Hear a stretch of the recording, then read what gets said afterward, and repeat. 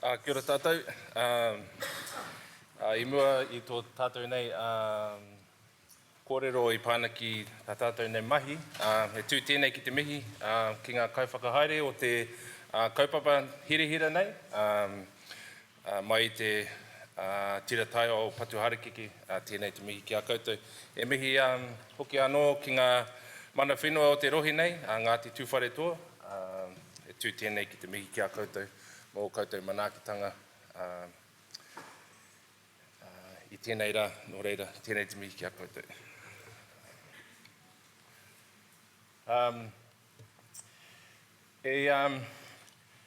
We're just trying to think out the back there whether or not the organisers have saved the best for last or whether we're filling in before everyone gets ready for dinner.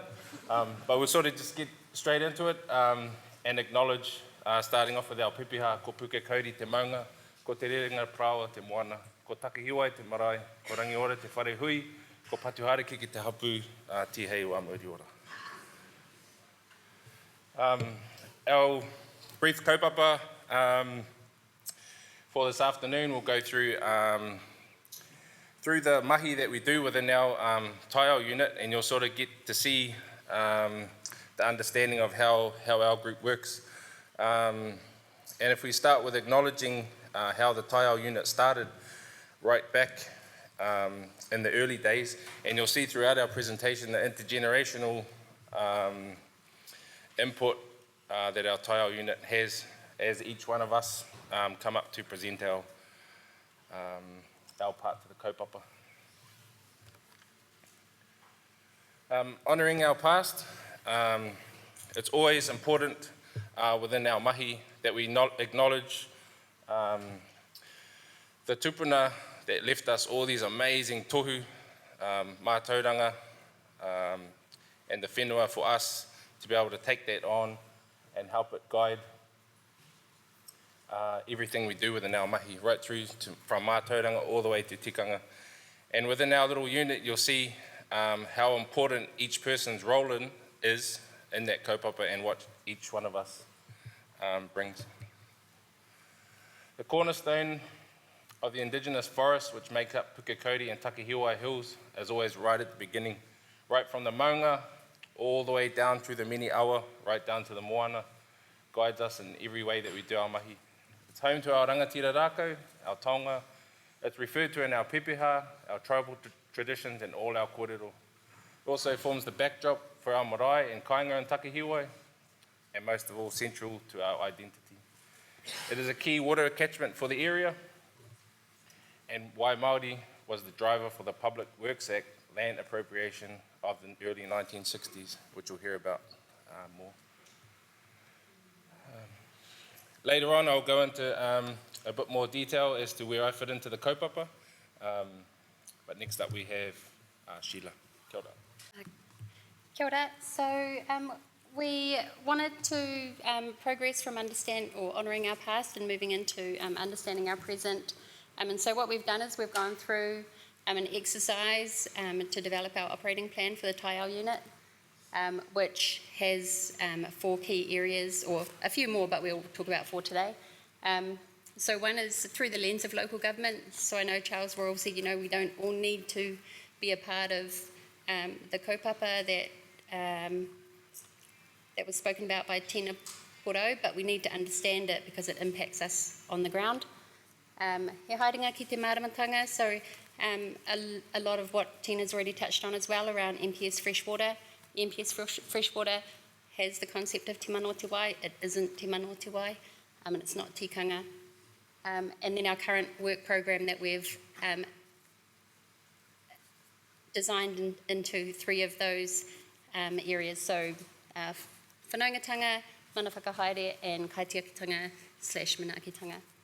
And then moving on to the strategic direction of Te Pou Taiao, so that it leads on to our future aspirations. So one thing that we felt was important was to understand what local government were doing in terms of growth strategy within the area of Patuharakeke. So what this map, or their map and their growth strategy shows, is there a pointer on this?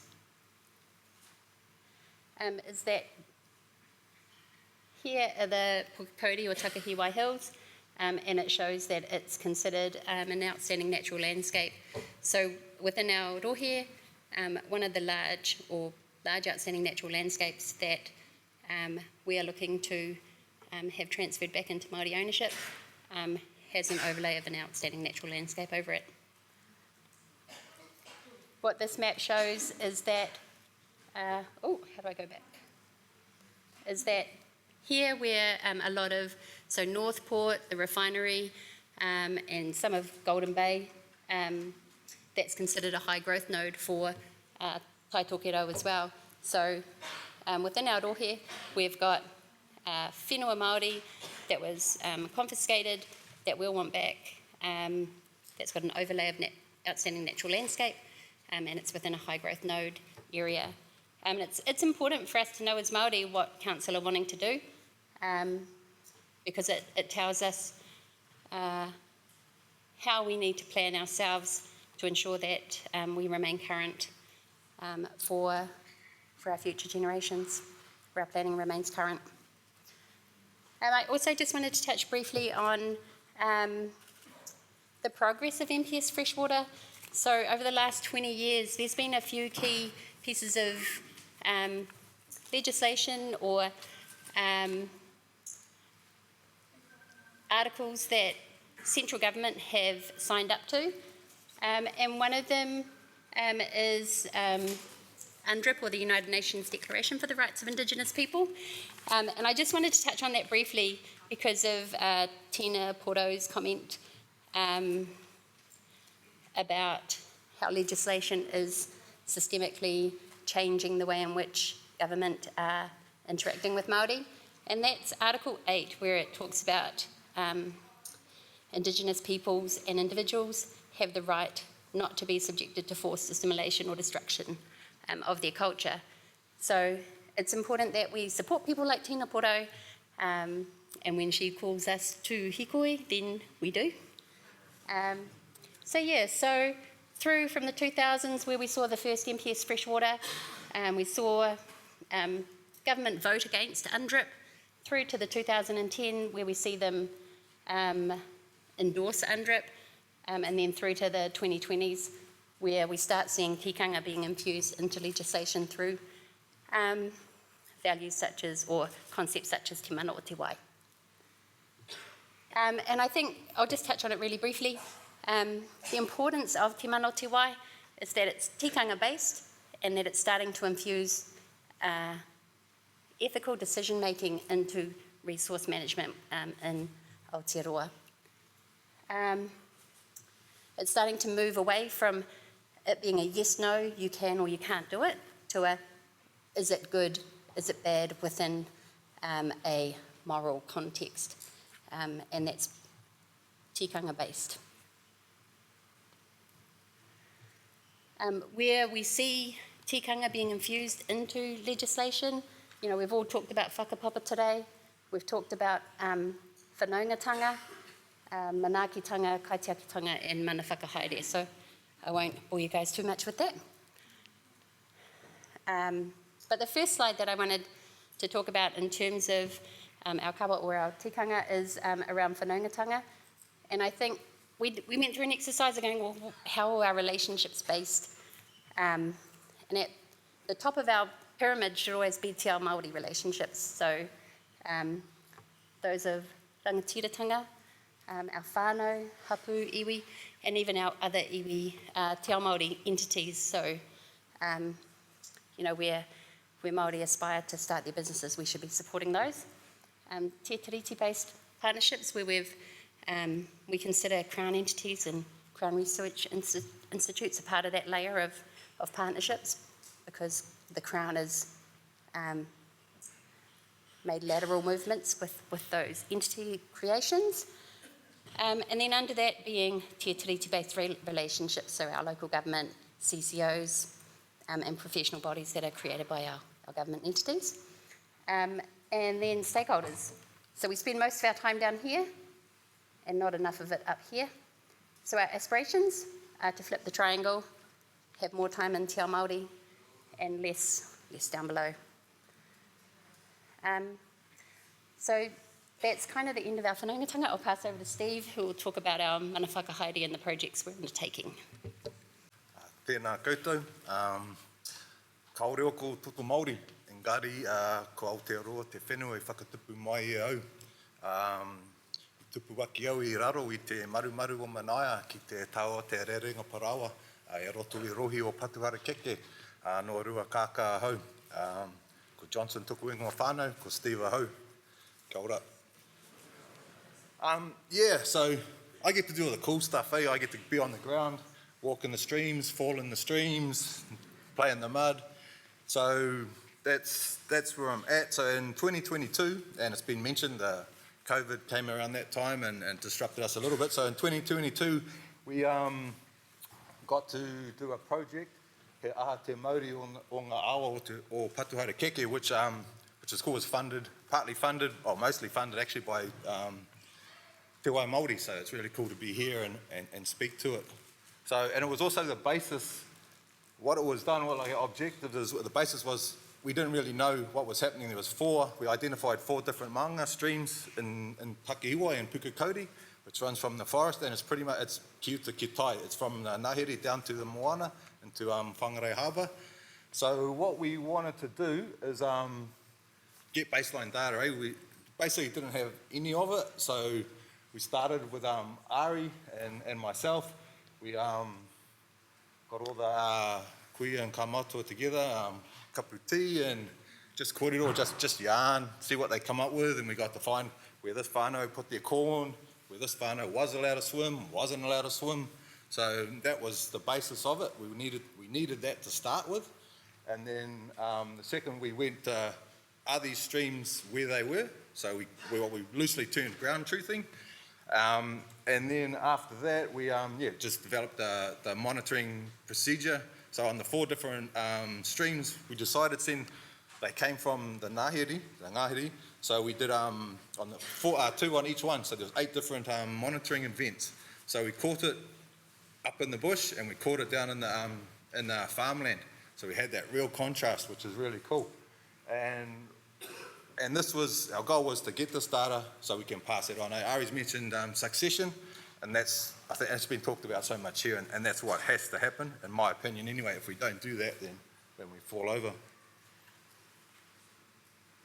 So the ground truthing part, that was a cool part, man. We got together, we got given a GPS, a water bottle, and it was like, go for it. So it was so much like, we're little kids in a candy shop, eh? It's like, let's go, let's see what we can find.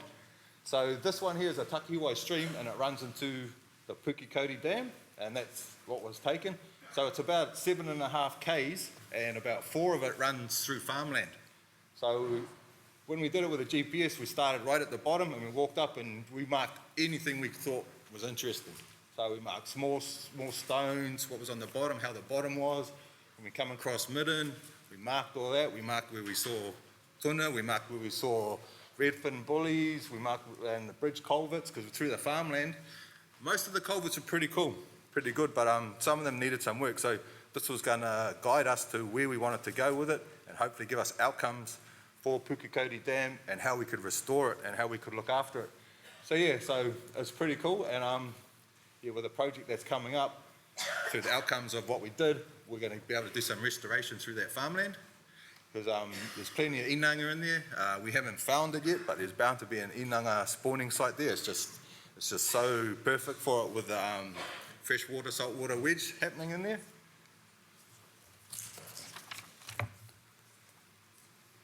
So what we found out of it is pretty much the streams match all the topo maps, so that was pretty cool. That told us that's sweet. So what we found is, so in Northland, I think they had in the council thing 18 different species, and we came across 12 of them up in just those 4 different maunga, which was really cool. We found some fish passage, which we were looking to correct, and when we were doing it, we were able to get rangatahi and tamariki come with us down on the lower ones, so we were able to just bring them along and just to see them playing in the mud, holding the tuna, just going, oh, this is a cute little fish. Like, kids don't do that. So that was really cool. And one thing we did find, it was also, while we were setting the nets and that, we're just looking, connecting, what can we find, what can we see? So we're up the hills and there was a punga log in there. And we lifted it and the kiwi on the right-hand side there had eggs on it. So that was cool, we were buzzing, but we went back to that same area, about a month and a half later, and she had juveniles attached to her. So that was so cool. So hopefully further down the track we can look at those areas and look at those species and go from there and see what we can do to protect them.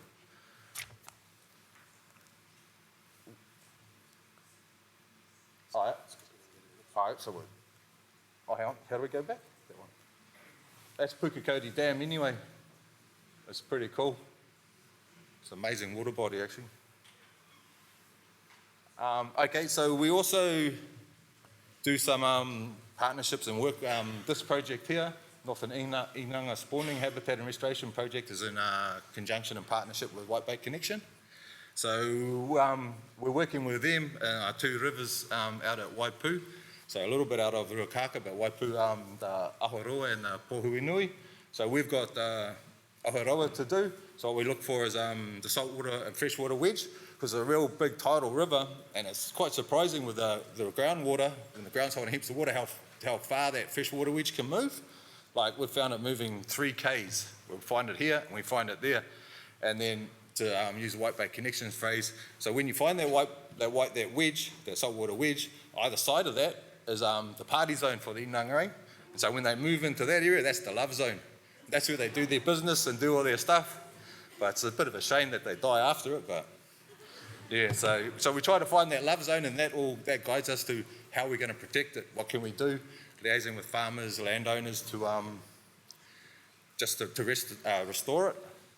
So yeah, so we engage like heaps of primary schools and bilingual classes we bring along, and that's helping that succession. So that's what we were trying to drive and get to. Yeah, so that's about it for me. Rolled it. Sorry, just quickly, we've also been reviewing analysing the beneficiaries for Patuharakeke Taiao Trust to understand where our taitamariki and our mokopuna are, what percentage are kaimahi age, who are our rangatira and who are our kaumatua, so that we can plan for succession, so that we can plan for our kahui kaumatua, and so that we can get all those people who are able-bodied back onto the whenua helping with our mahi. I don't want to call it restoration because I feel it's people who are sick, not the taiao that is sick, and we need to restore people. In terms of our strategic direction for Te Pō Taiao, we're developing a legacy framework that looks across our strategic pō for the Trust Board, developing and resourcing our Ngātua Te Taiao work program, so moving away from it, looking at resource management and back to a Te Ao Māori framework, and then identification of our critical success factors. And with that, one of our critical success factors is succession planning. So I'll pass over to our taitamariki to talk about building for tomorrow. Ai, kia ora, ko Alyssa toku ingoa. So yes, I'm really lucky to be here with Patuharakeke Trust Board today, and I'm sort of going to talk about the way that we're implementing the succession plan with the Trust Board and engaging with rangatahi in this space. So the whakatauki that sort of represents this is here. Te piko o te mahuri, te rā te tupu o te rākau. The way the sapling is shaped determines how the tree grows, and it represents this intergenerational kaupapa that we're trying to put forward. And the aspiration, a big aspiration for Patuharakeke, is shaping a strong, innovative generation. I'm doing a Masters of Indigenous Studies this year at Te Herenga Waka, Victoria University of Wellington, and I'm doing it through a program called Te Whakaheke o Te Wai, and this program looks at mapping groundwater, freshwater flows and pathways, and by mapping them we can manage them better. And by, a big part of mapping is informing iwi interests as well, so engaging with iwi to include mātauranga Māori and mōhiotanga Māori to inform those resource management ideas. And so I've been able to base this kaupapa up in Takahiwai with Patuharakeke, and doing this specifically with Pukekauri Dam, engaging with Patuharakeke interest, or sort of, getting a better understanding of Patuharakeke interests in order to reclaim our water and manage it better, or, be able to manage it the way we want to manage it. Essentially, my mahi is about giving back to my whānau, illustrating the intergenerational value of Pukekauri and Takahiwai Dam, and contributing to the overall protection of Te Taiao. This program, Te Whakaheke o Te Wai, which is linked into Te Mana o Te Wai, which is what Patuharakeke is doing at the moment, has enabled me to reconnect with the whenua, the wai, kaumātua up north. Having not grown up there, I'm now able to work there, stay there with my grandparents, and be involved in my, in my tūranga waiwai. So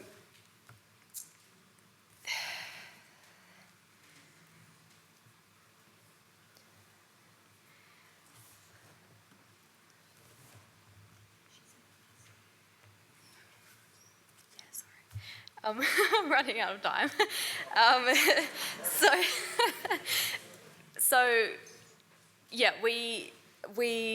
The Trust Board is implementing a few different programs and projects to try and engage with the future generation. Part of my master's is to run a rangatahi wānanga, which is going to run some interactive activities with the rangatahi there in order to gauge their values of the dam, and how they might want to use the dam in the future, how they would even like to use it now and access it now, and can we provide for that better? Do we want to camp under the stars, or go diving a bit more, kayaking, jetty, all these options and things which would like to have a better interest of.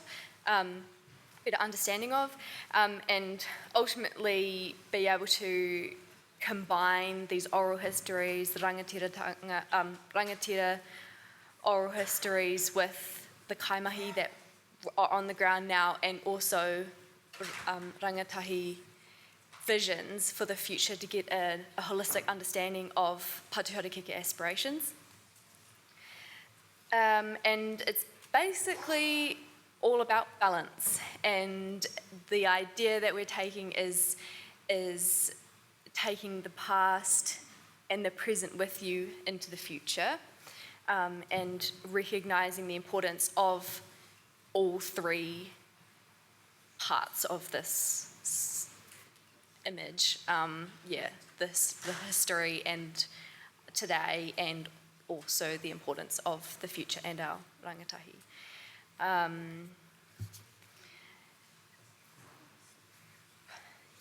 That's all I'll say. So thank you from myself and Sheila and Ari and Steve. We can all go enjoy kai now.